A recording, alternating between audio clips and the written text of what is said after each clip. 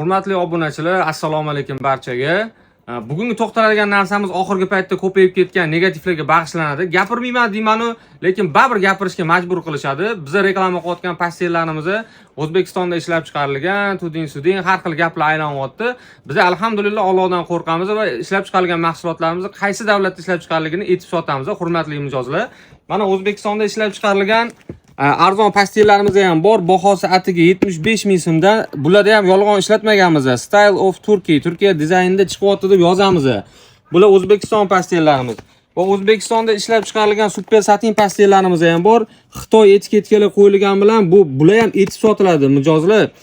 Super satindan bo'lgan pastellarimiz ham mana bu o'zimizda ishlab chiqarilgan. Mana bu MM brend bo'lgan hozir trendda aylangan pastellarimiz hammasi 100% Xitoydan keladi mana. Paketlardan ham bilsanglar bo'ladi, paketlari pressda urilganligi uchun xira tortib qolgan mana. Kamerani ochib bera olmayotgan bo'lishi mumkin.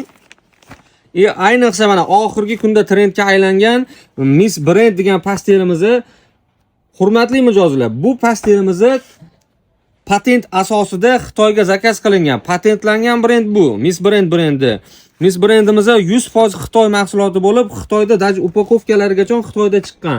Pastellarimiz 100% Xitoyda ishlab chiqarilgan. O'zbekiston, Xitoyda sotamiz. Mana kelgan korobkali pastellarimizga ham to'xtaladigan bo'lsak, xuddi shu Miss Brand pastelini tensil materialli pastellari ham mana korobkalari ham даже Xitoyda ishlab chiqarilgan bu pastelimizning. 100% Xitoy mahsuloti. Xuddi shularni to'g'ri O'zbekistonda ham mana bunaqa kopiya qilib chiqarilayotganlari bor. Lekin bu mahsulotlarimizni ham O'zbekistonda ishlab chiqarilganligini aytib sotamiz, hurmatli mijozlar. Biz Xudodan qo'rqamiz. Sizlar o'ylaganchalik vijdonni pulga sotgan savdogarlardan emasmiz. Mana bu O'zbekiston deymiz. Xitoy deymiz.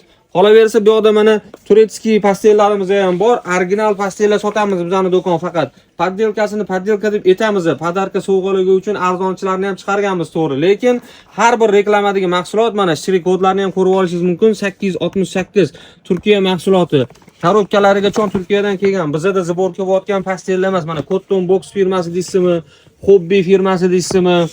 Bu firmalarni hamma original narsa ishlatib yurganlar biladi. Sizlarga o'xshagan ichqora negativ insonlarga Xudo insof bersin.